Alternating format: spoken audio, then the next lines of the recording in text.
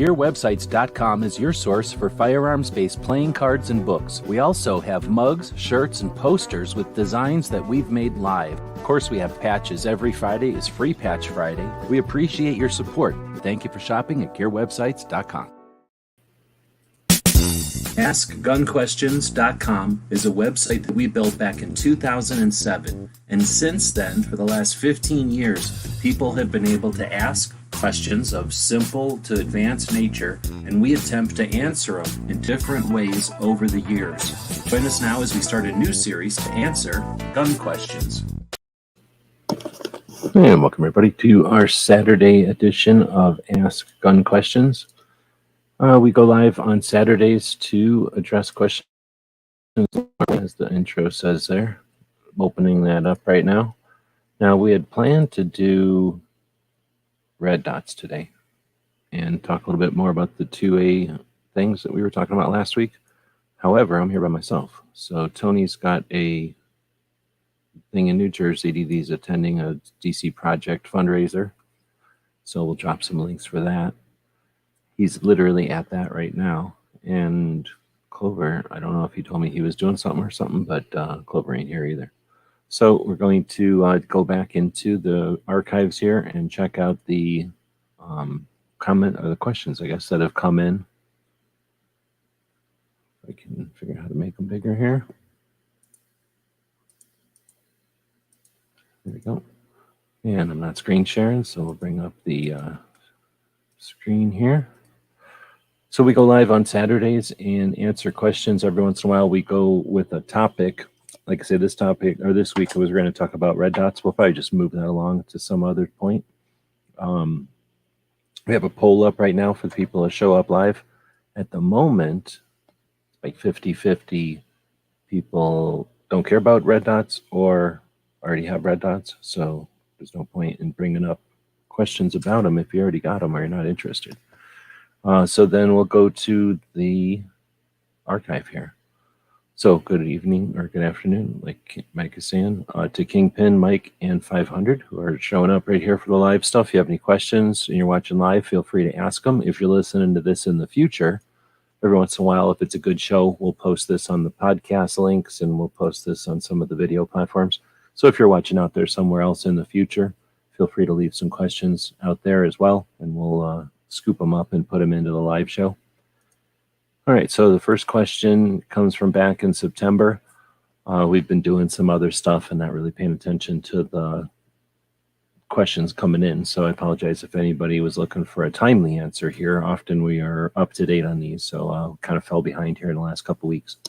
So this question says, was the NFA a result of the 1930s gangster era? Was it based on fear that they didn't really happen? Was it based on fear that didn't really happen often enough to be statistically significant? I certainly feel that way, and I'm not sure of any research or books written on the subject, but I've definitely thought about that, and I'm not sure if that's based on my, I guess, assumptions, but it might be based on some conversations as well. But that's a good question. The 1934 NFA outlawed things that weren't in common use and weren't necessarily the scourge of the country, but there was definitely focus on them, the extreme uses of them, right? I did send links. So I'm going to go check my email here again. But I'll send one in Instagram to make a double check. Maybe my email's not working good.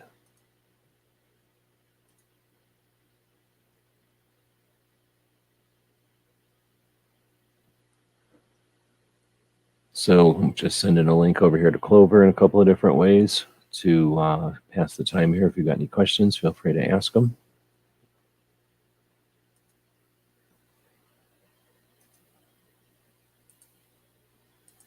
I just wanted to send an email earlier. Gotta go find my emails.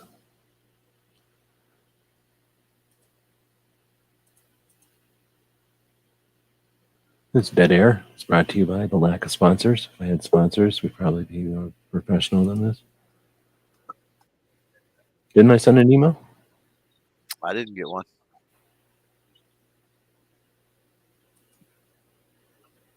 Oh yeah, I definitely sent one. Were you earlier this morning?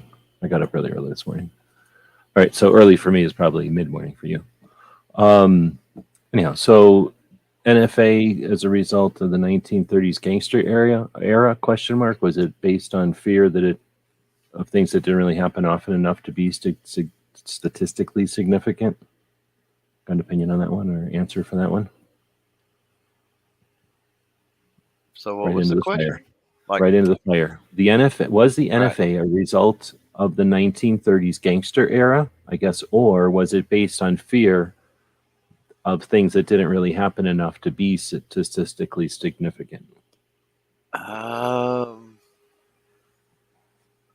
Okay, I don't know. That's weird. So I mean, there definitely was an issue, much like we see nowadays with the quote unquote rise in crime, which was a result of today we see a rise in crime as a result of silly policies that politicians and so forth want to put in place. DA's not doing their job, that sort of thing. The NFA was the same type response, quite honestly. The organized crime was a product of let's face it, prohibition, which allowed that sort of thing to flourish, which I think led to there was definitely some fear. I mean, anything that people do not understand is fear. So I'm sure you had a large swath of the country back then. And keep in mind, we did not have social media and instant contact and 24/7 news cycles. And so it was largely dependent upon radio broadcast and newspapers to talk about the criminal element and a lot of the other things going on. So I'm sure there was some fear because of the way that was being spun. And yeah, I mean, that did lead to it without a doubt. I don't, when it talks about fear in that question, I don't want to make it sound like the fear was warranted or rational in any way, because I don't believe it was. And most importantly, I want to underline and underscore the fact that, the whole reason they quote unquote had to deal or needed to deal with the organized crime element was a byproduct of what they created with prohibition ultimately. So, Yeah, did that that's a big answer it? point of it Maybe. too. Yeah, that's a big point of it too. So create a problem, have a consequence. Well, do something, have a consequence that's negative instead of, I guess addressing it from what caused the problem. Right. Blame something else. That anyway, yeah. Right. So then, can I fire? The next one is, can I fire 22 long rifle shells from a regular 22 revolver? So a regular 22 revolver, I guess, means like a long rifle. And well, I did that wrong. Right. So can I shoot long rifle shells from a? Oh wait, can I shoot long rifle shells out of a regular 22 revolver? Yeah, somebody doesn't understand.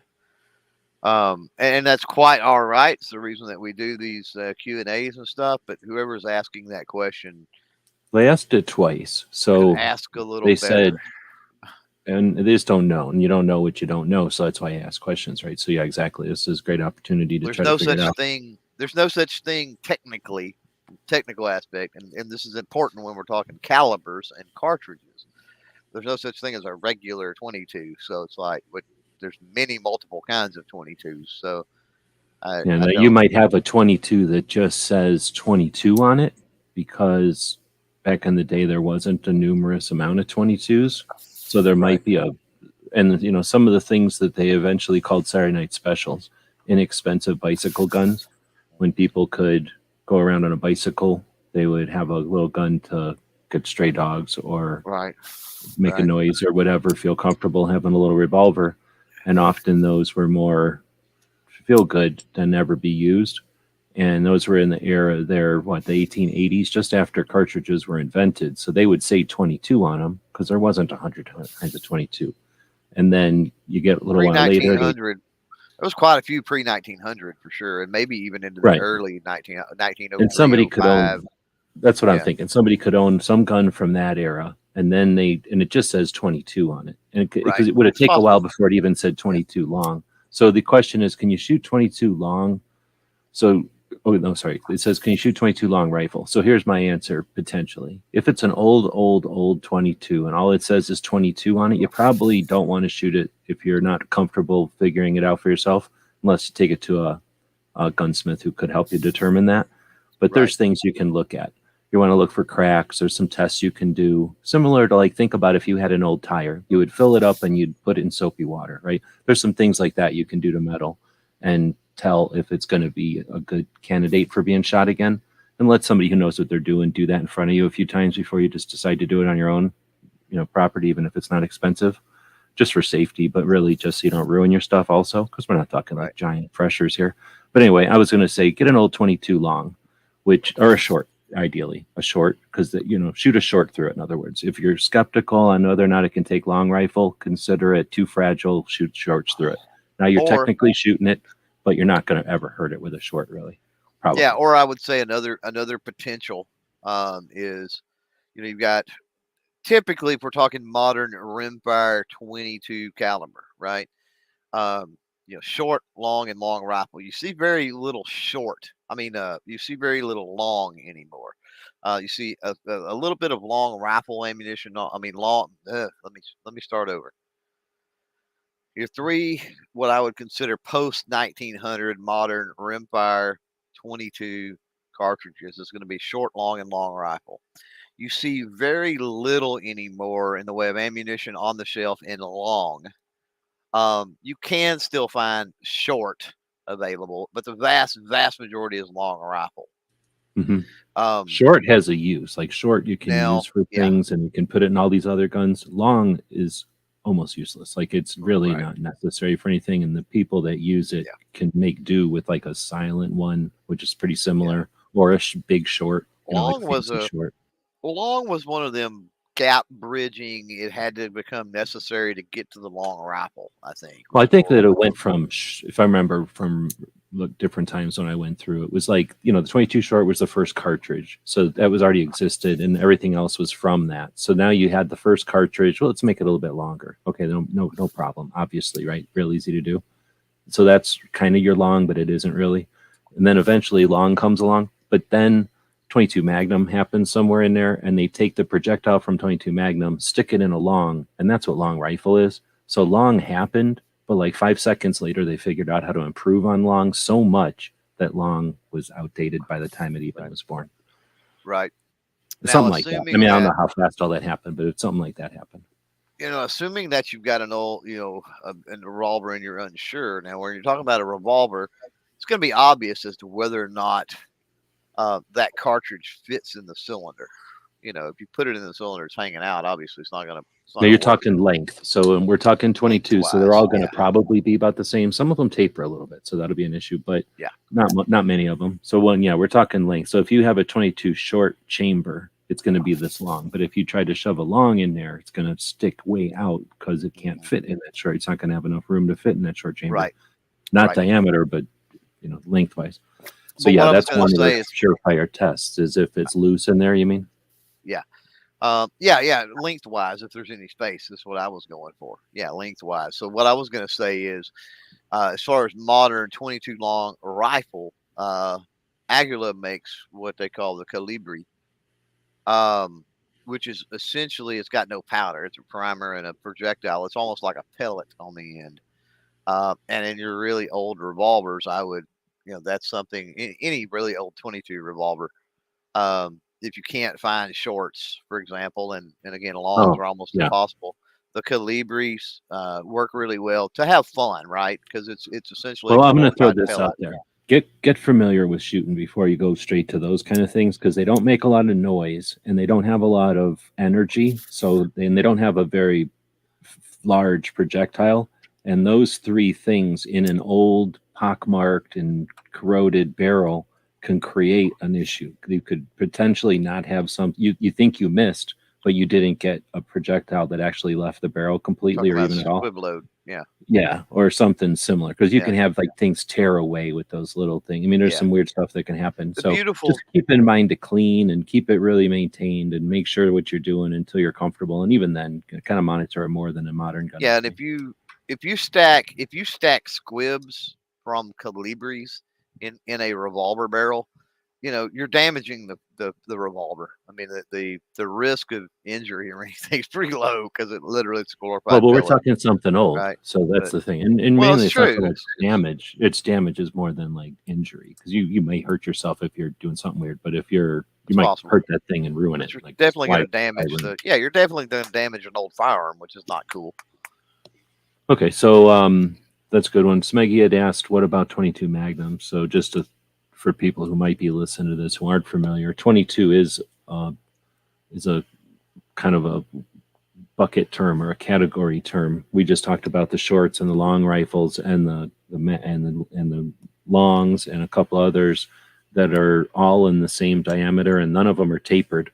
22 Magnum is longer than all the rest, and it's tapered for probably a couple of reasons. They decided that let's make it so that this longer, much more powerful cartridge that still uses the same diameter projectile doesn't fit, like the form factor isn't compatible with any of the other 22s. So you'll know if you put a 22 of any other kind into a Magnum, because it'll rattle around in there. It just won't fit, which is good, because for safety it won't work.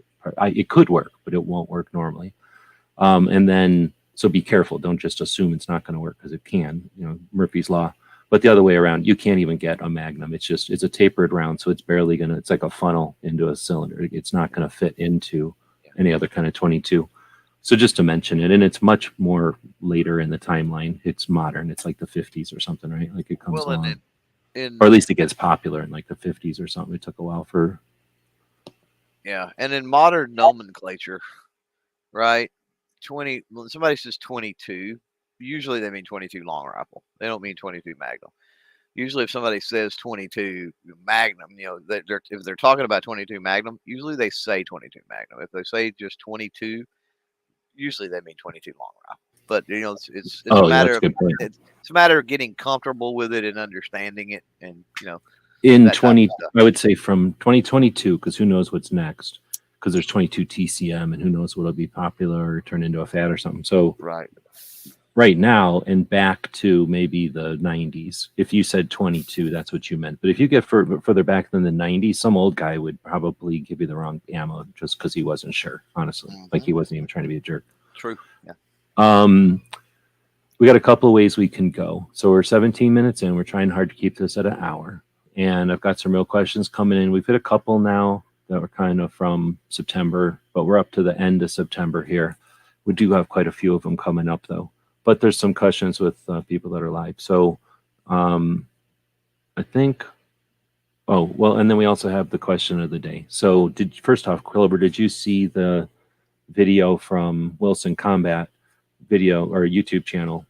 Wilson Combat does a YouTube channel. They also often have Masada or Ken Hackathorn on to chat with Bill Wilson about stuff, because they're all old friends and they all, been around the industry for a long time, helped create some of the sports and stuff that people play today.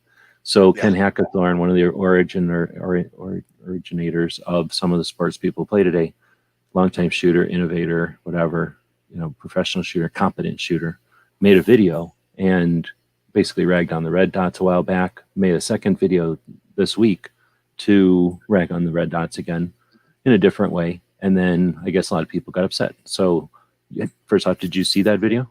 It did come across my feed, but I have not watched that video. No. Okay, it's like 20 minutes long. Yeah. And there's titles. I mean, Wilson Combat knows what they're doing. So they did a decent video as far as like you can jump back and forth and rewatch just a portion with the thumbnails and all that. Or I mean, what are they called? Timestamps and all that. So anyhow, I kind of described the video though, and he goes into some real reasons. So the question is, do you want a red dot on your guns for Clover?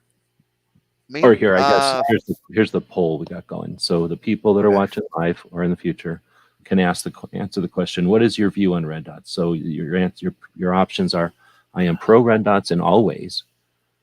You're pro red dot for non-CCW only. You have no opinion on red dots, or you hate red dots as much as Biden hates guns.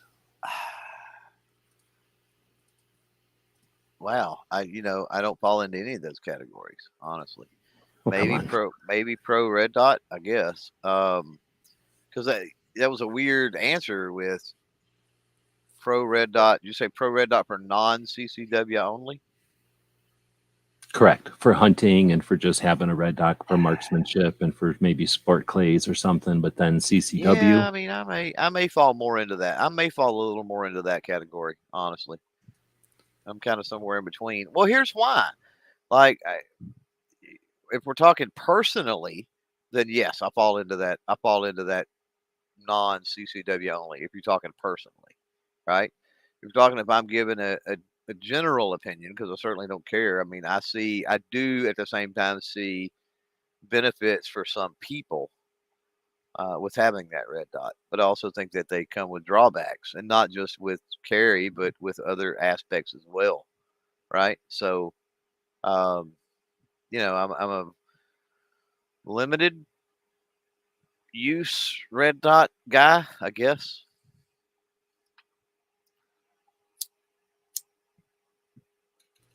Okay, I'm talking and clicking it or listening and clicking at the same time. So, yeah, I don't have nothing against them, but I really don't like them on CCW. That's why I put that option in there. I know some people dig them. Some people think of them as a necessity. And one of the things the reason I asked you if you've seen the video is because one of the things that Ken mentions is the fads that he's experienced over the years, the rubber grips, Packmeyer grips. Um, I think, I mean, I guess I was alive during that being a fad, but I just remember it as an option. I wasn't really paying enough attention, I guess, to remember that being controversy and then lines drawn, teams chosen, time happens, and then people go back to wood and get, whatever you get, All right. Yeah. heck, what's the word? Like, um, whatever, right? Especially when you divide teams up and it's like, oh no, you got to have rubber grips. They're so much better, grippy, and all this. I mean, they're the stippling of the day. But like I said, that was a little bit before my time. Then he gets into just other things that come along, and he didn't even mention things like compensators. Remember when compensators kind of came along? Again, it was before me, or at least when it happened, I was paying attention to other things. But I can remember having a compensator, but I know that the one I have that replaces what's that thing called, barrel, not on a 1911. Yeah. That some people would have been like, oh, it's Bushing, not screwed barrel on or bushing. whatever. Yeah, the barrel bushing, I meant, yeah. That's not all fancy or nothing, but it could have made it look like one. No, I know that would have not flown in certain circles, right? Because I wouldn't have at the time. I wouldn't have known that. I thought I was just buying a part. I didn't realize there was a distinction between different kind of parts or whatever. Anyway, so then there was more. There's the um, uh, polymer guns was a big one. Everybody still has issues with that potentially, especially now that there's metal options again. People are looking at metal options, and that's controversial. Like, oh, I like plastic guns, or I like plastic guns. You know what? I kind of like this metal version of a plastic gun. You like metal frames? Like, justify that. It's like gone. It goes all over the place. So I see red dots as just another factor, but I know a lot of people see them as, you buy a gun, you buy ammo, you get your red dot, you get your holster, you get your training, and they think that's it. That's the 2022 starter kit. That's how you get guns. Like, training is a thing, holsters are a thing because you're carrying. When we were kids, you get a pistol. I mean, I guess you could get a holster, but what for? You're never going to carry it around. Like, you could get Right. this or that, you're never going to need it. What you probably got is ammo or another gun, right? So anyway, gun rug. Usually put it in a rug. That was your transport. It was a gun rug. yeah, because you're just putting it into some kind of a bag or whatever. Yeah. Well, we had range bags when I was a kid because I don't know, we weren't going out in our backyard. We were going to a range, so we had a range bags and stuff. But we had just a big bag like you'd carry bowling balls around in to carry a bunch of handguns in. All right, so I think we both fall into that same thing. I understand red dots, and I understand how good they are and the blah blah blah, the advantages. People overlook the disadvantages, and they'll never accept that the things can get dirty or broke, and they never accept that it's a giant lever on your slide, which you don't want on your slide. People don't put giant charging handles on their slides. Why? Because it would be annoying and it would constantly be getting yanked on stuff. So people are ignoring that. But In a carry situation, of course.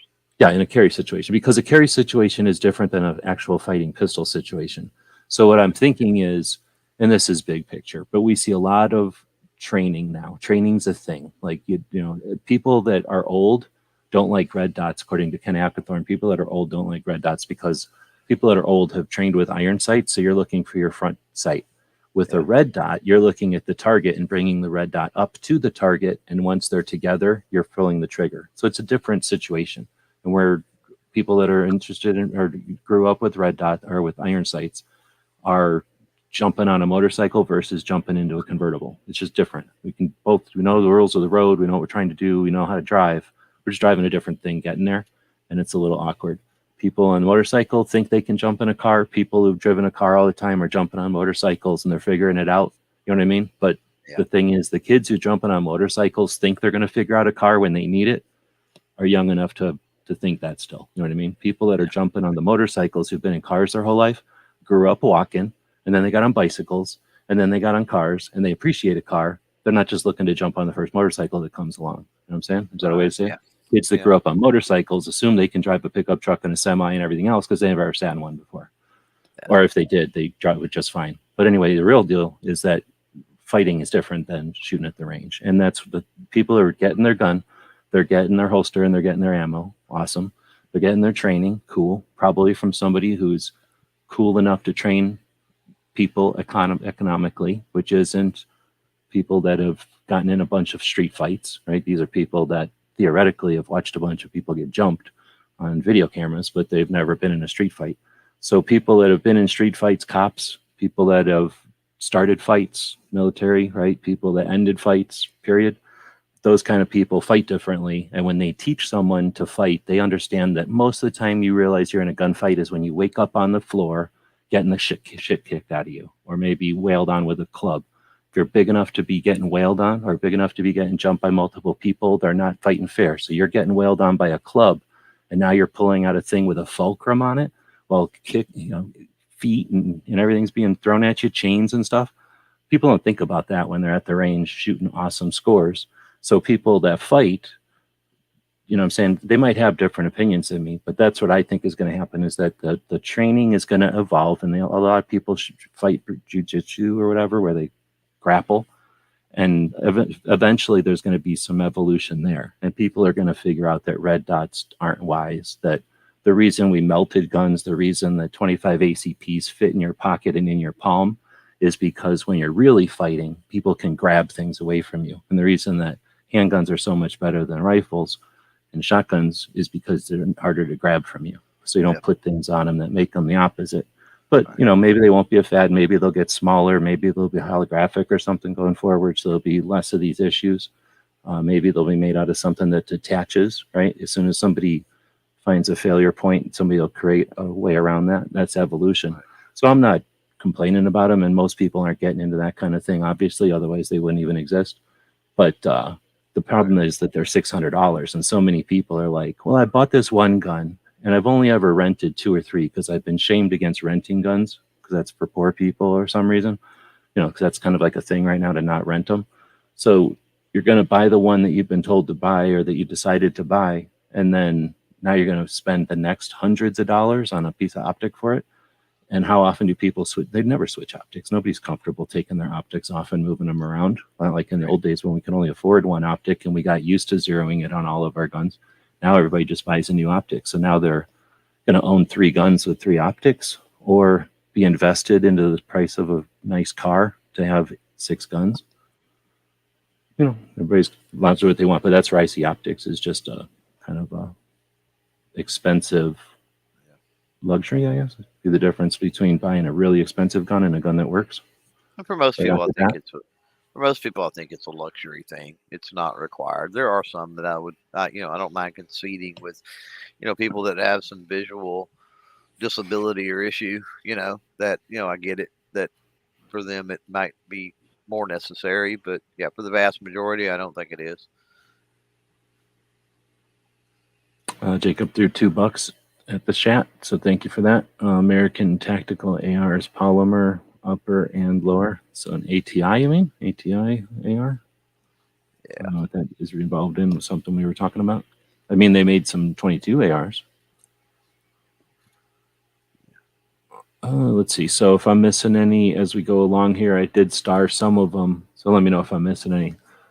So that was our topic for red dots. And if that's controversial, I guess go for it. But I know it's not going to be as controversial as Ken because he got, he gave people reasons why they're 40.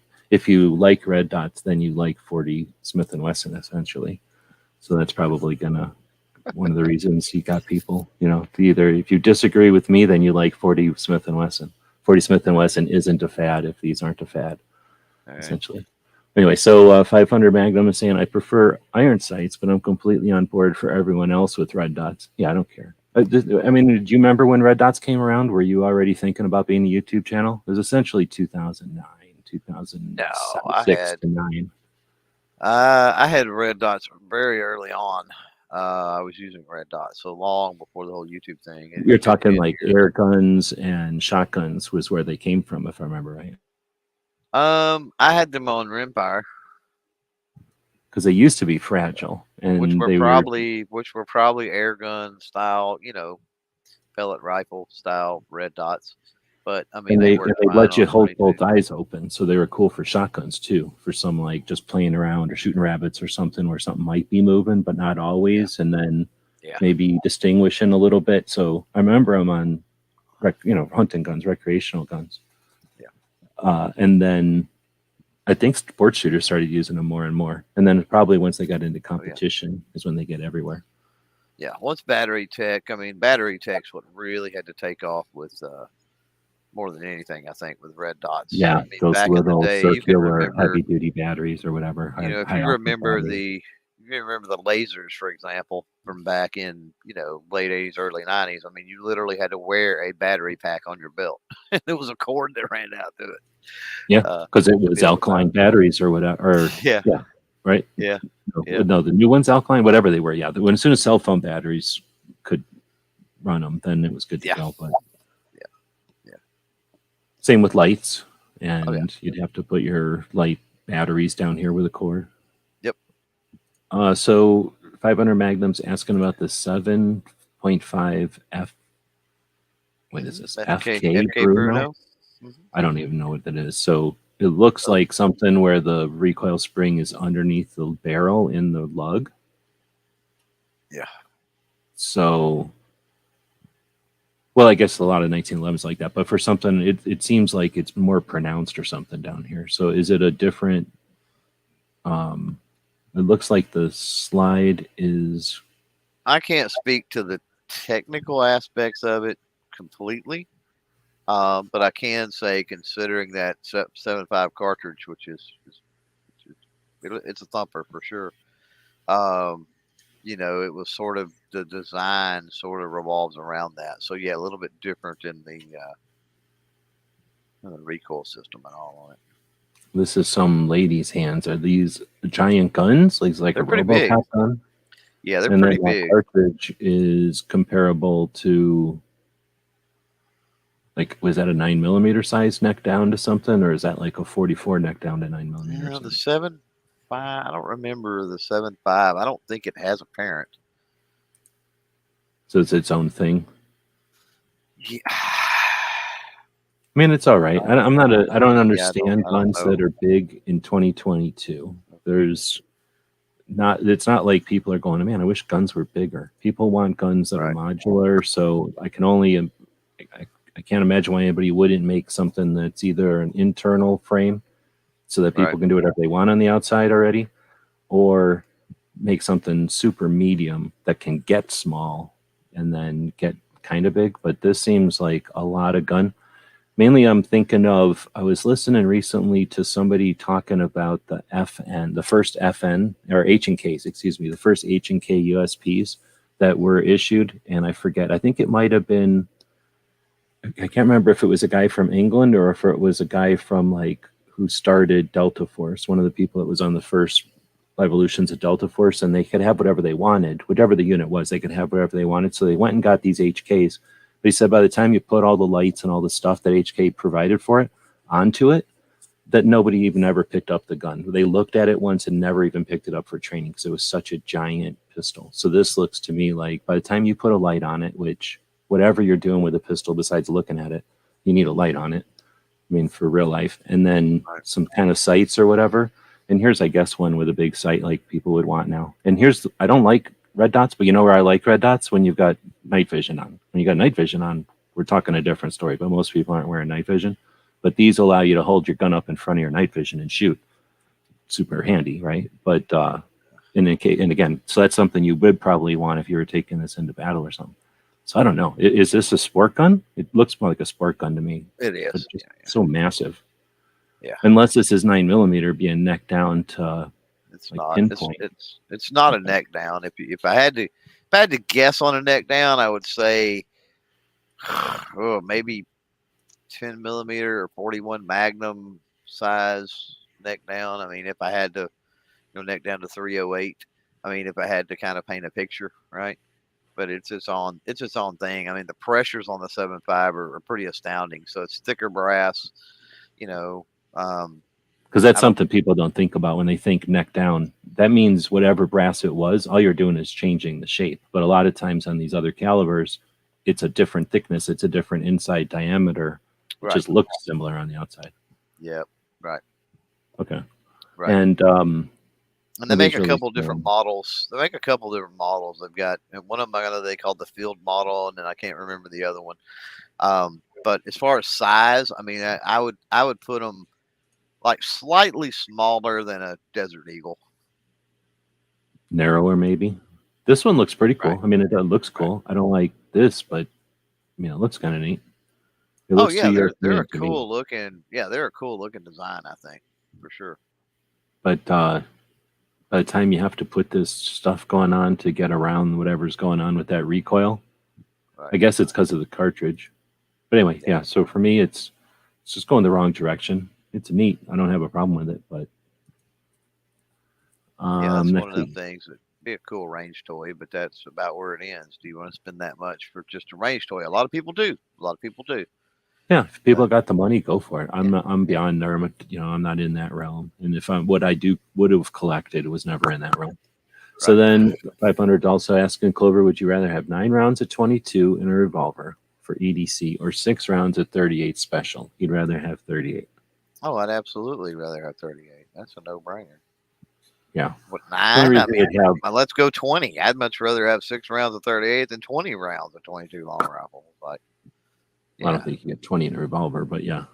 But the unless you've Well, got like even if you had like we'll compare it to a semi-auto, right? I mean, let's take the new whatever, the Taurus or whatever, 17 rounds of 22 long. I'd still rather have even 5 of 38 special compared to 15 to 17 in a semi-auto.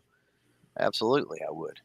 Number I don't one, like is you're going to get more specific ammunition designed for uh, hunting or personal protection or whatever it might be. Number two, you're going to get, unless you go really premium ammunition, even the cheapest of 38 special, the primer, which is where everything starts, is going to be much more reliable with centerfire than it is rimfire. So you've got that going for you automatically. And then,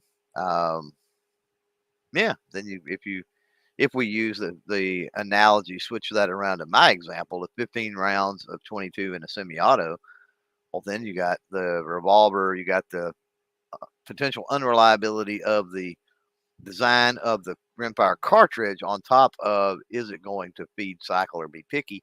So, the revolver holds an edge at that point anyway. So either way you slice it there, that question. It's that's why I said it's a no-brainer. 38 special. Yep, same things. The revolver's just too, or I mean, the 22 is just too finicky. And I was going to say the only thing maybe would be like a recoil situation, but I would think someone that's that sensitive to recoil between 22 and 38 would have difficulty holding up a 22 revolver also. Well, and it So, depends on, I mean, you can get lighter loaded even 38s. You can get, and even my little snub nose poly 38, um, I shoot moderately powered wad cutters through it all the freaking time.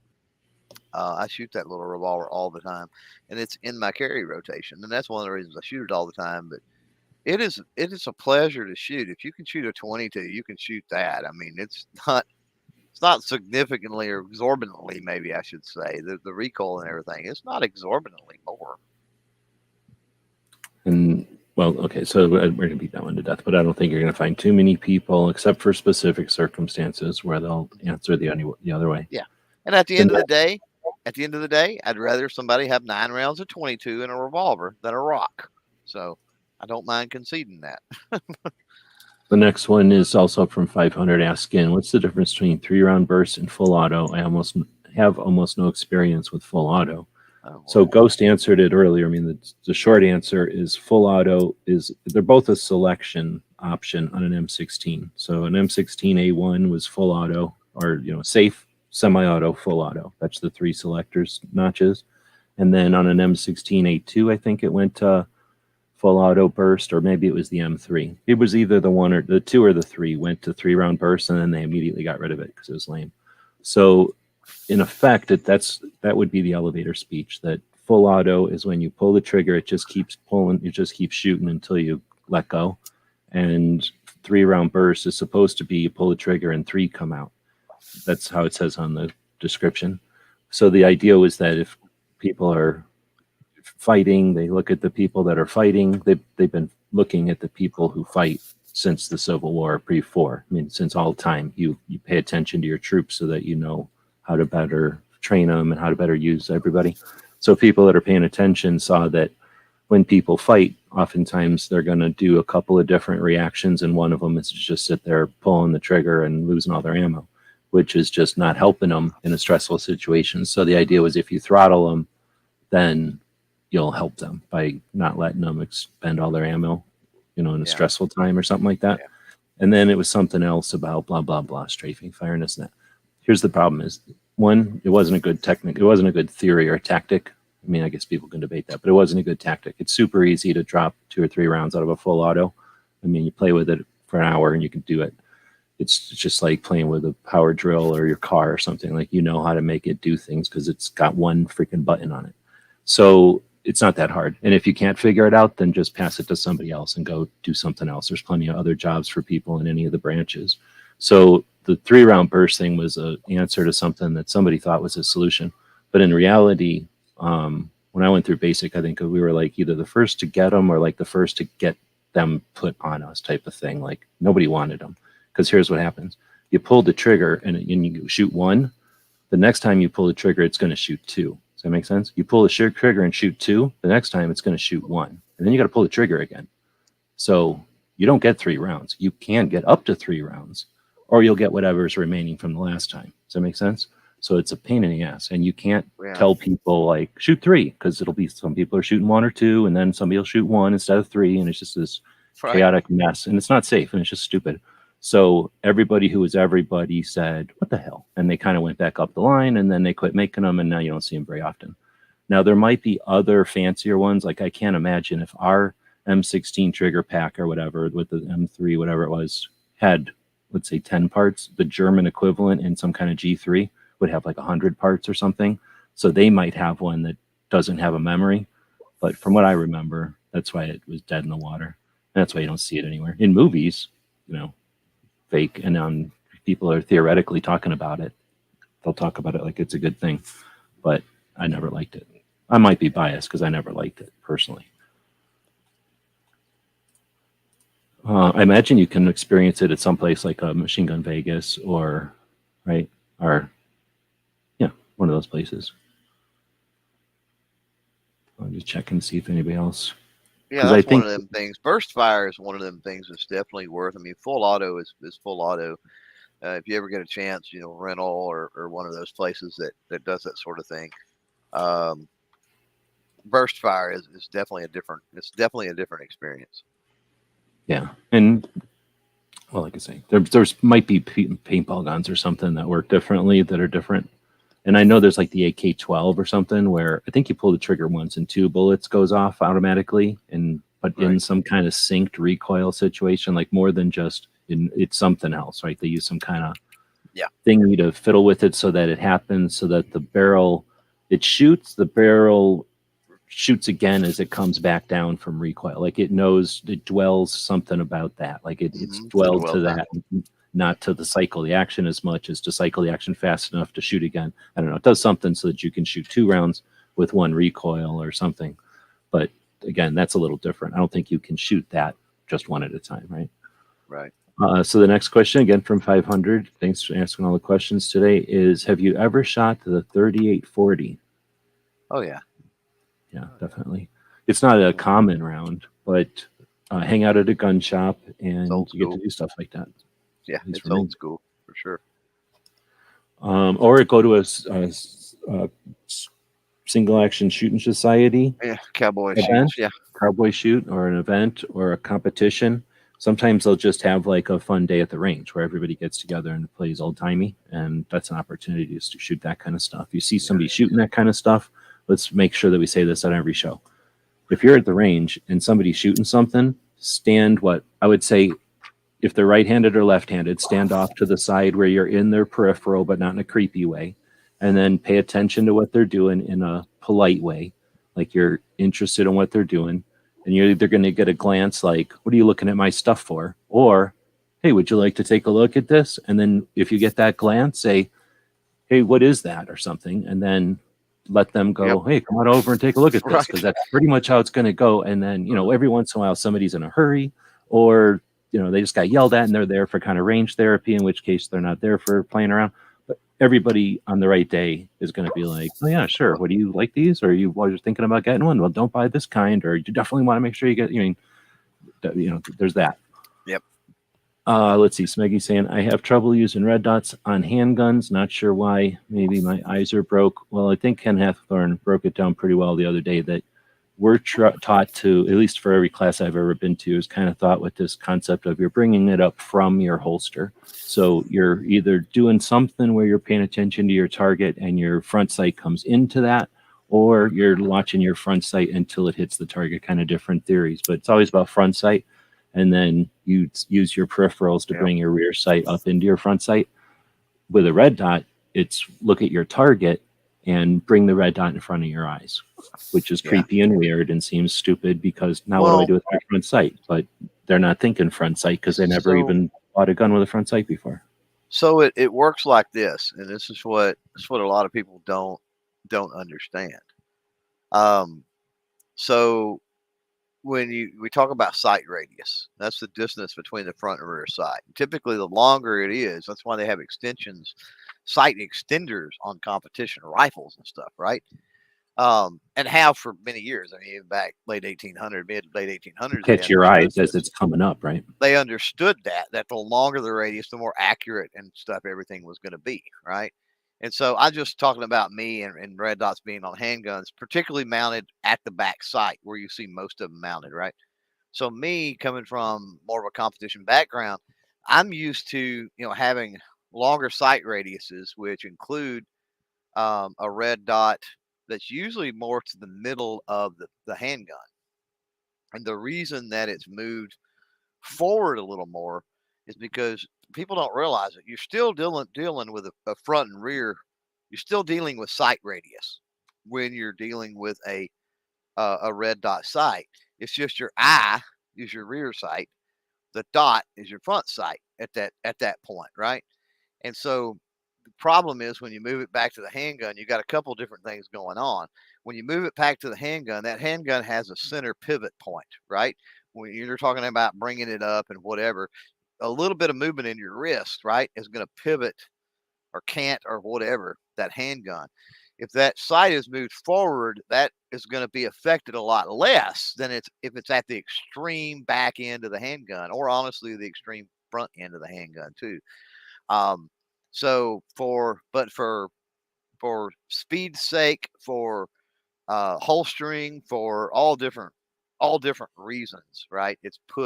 There's many reasons that they put them at the rear. They don't put them in the middle of the. I mean, we were talking about how red dots can be cumbersome, and in a competition setting, who cares? Put it on the very front of it if you want maximum sight radius. Because they'll make their holster work around it, right? But in But in a self-defense or a carry situation, I mean, being back there on the rear it's obviously the optimal place to put it if you're going to do it. If But you're going that to put it doesn't into a mean holster, because otherwise your right. holster would be goofy and it would be But obnoxious to sit around or whatever. a lot of people don't understand the physics of sights and sight dynamics and sight radius, and they don't understand all that. And if they came from any type of a competition background, specifically precision competition background, they would understand that more, and they would realize the nuances of red dot sights and that being on the back, and go, well, I get why it has to be there. Totally get why it has to be there, but it's definitely not the most optimal place for it.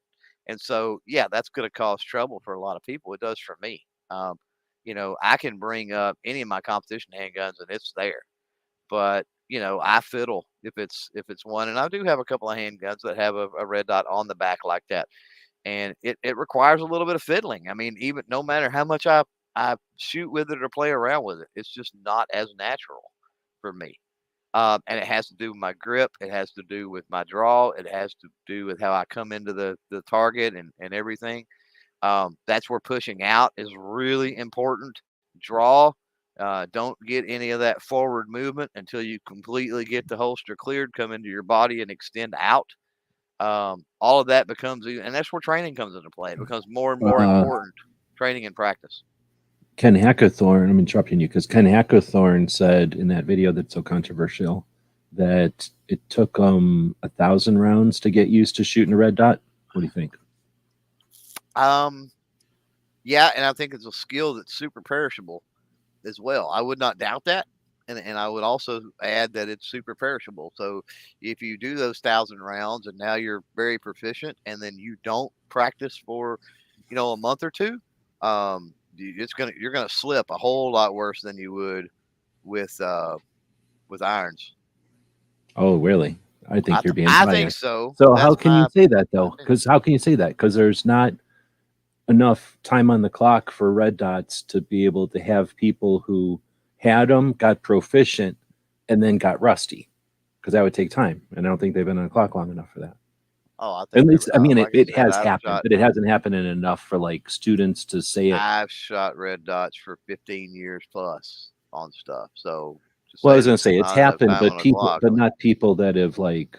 It would probably take competition shooters who used them, quit being competition shooters for some reason, went back to being competition shooters because they would be able to articulate it and have a reason to talk about it. You know what right, I mean? And then right. do it enough to make see the And real difference. I'll be honest with you. Um, I view, and a lot of people do.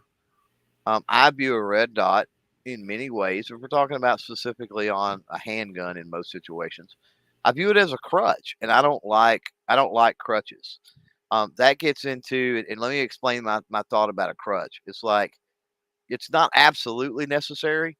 And so if you introduce that, especially too early into the process of you learning proper form and marksmanship and all this other stuff, and you introduce that, you create a mental thing. You may not even be aware it's going on. And I've seen this happen over and over and over again throughout the years, that it becomes a crutch, and you're literally reliant upon it at that point. So if any little thing changes with that, right, it completely throws you off kilter.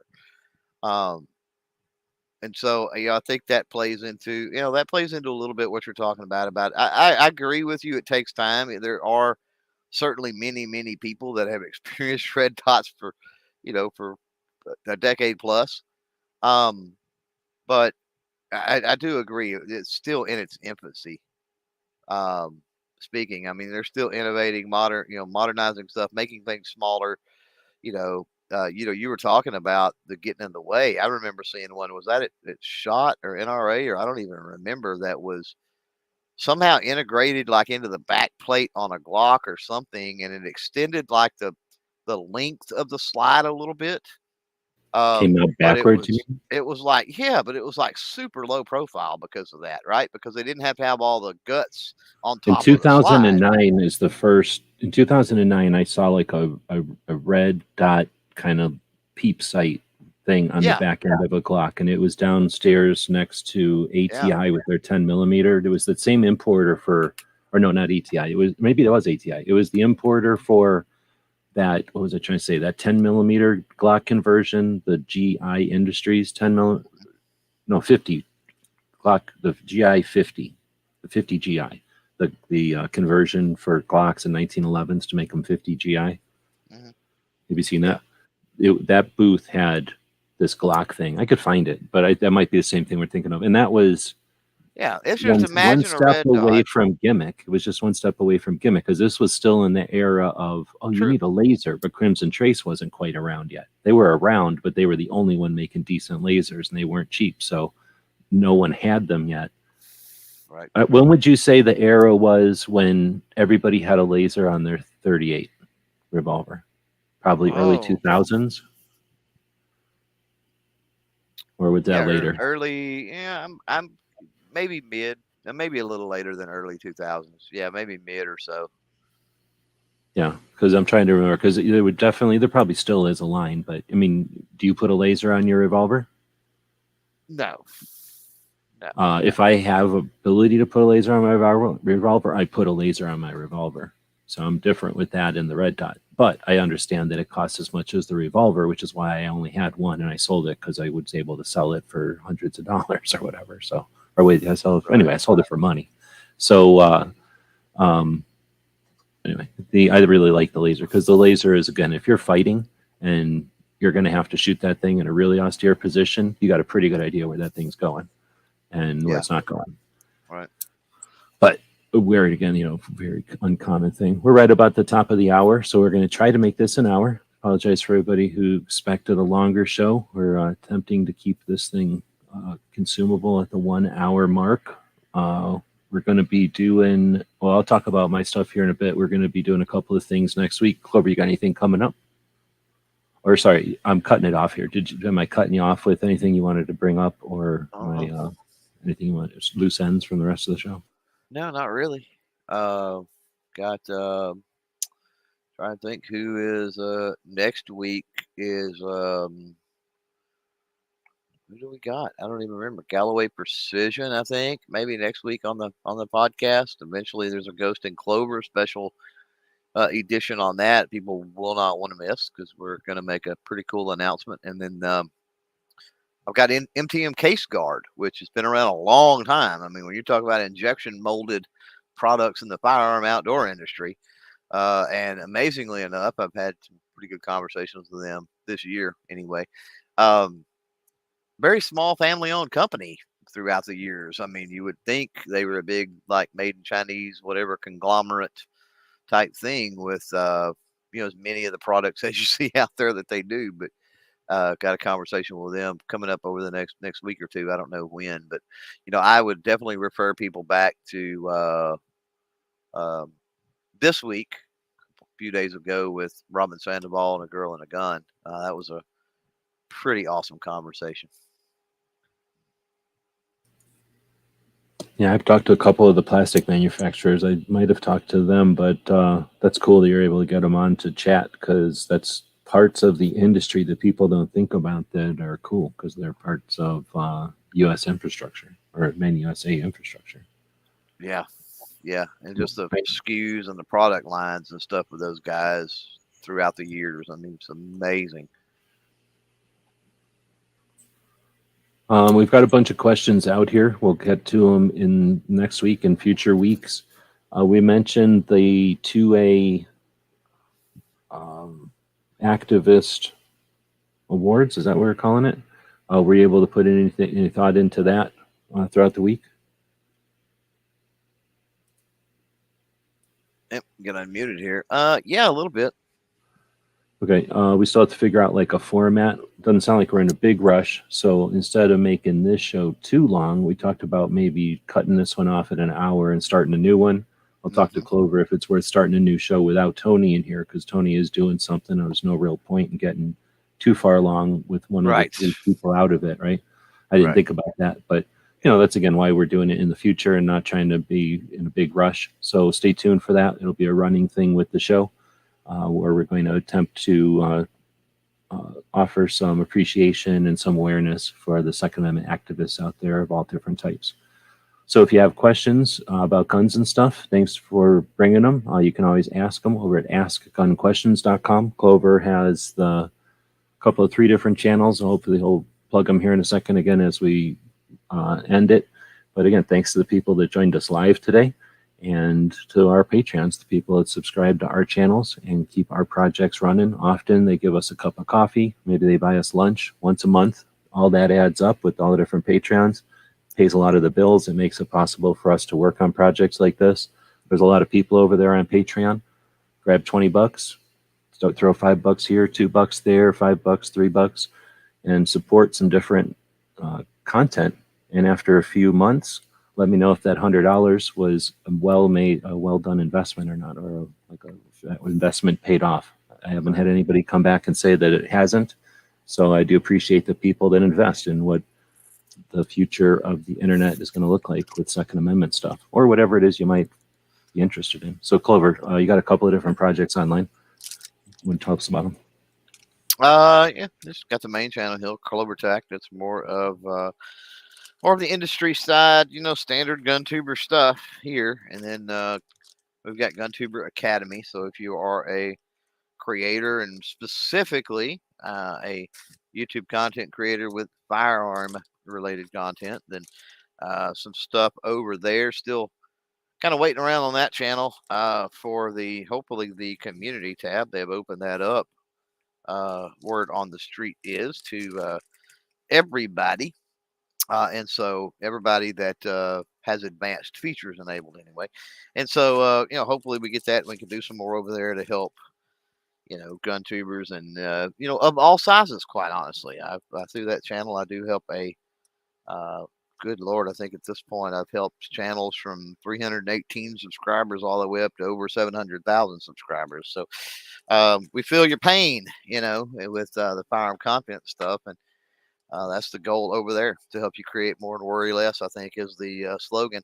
And then the Clover Tech Cards channel, which obviously has nothing to do with firearms, but if you're into sports, even from a nostalgia perspective, have a lot of fun over there too. And hopefully, again, with the community tabs as those are rolling out, hopefully have a lot more fun, and it becomes a lot more interactive and doing some cool things over there, because we're not, just keep in mind, we're all individuals. And, while we do enjoy firearms and we do want to stay in the fight to preserve our Second Amendment rights, we do other things as well.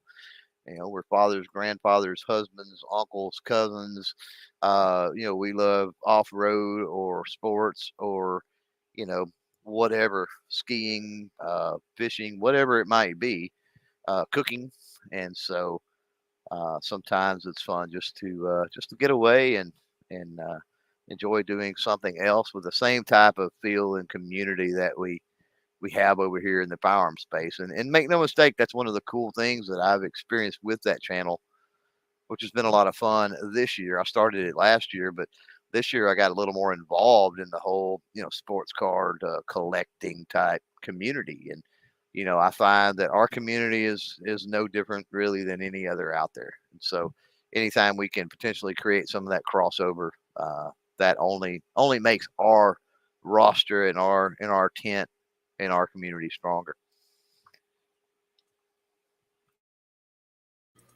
Right on. Looking forward to some of the live chats that you've mentioned, once you're able to, with the YouTuber Academy, or GunTuber Academy, excuse me. So with that, like I was saying, we have a couple of things coming up this week. On Wednesday, we've got the patch panel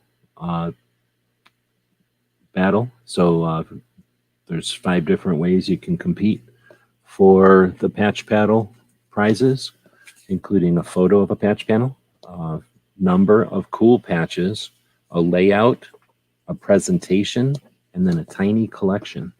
So if you're interested in some cool stuff and participating in the patch panel battle, check that out. Also, I've got a patch thing going on tomorrow on the gear channel. So if you're interested in patches, patchery, patch collecting, etc., check us out over on the gear channel tomorrow. All right, thanks everybody for joining us. We'll be back next week. hopefully Tony will be here. You're going to be available next Saturday?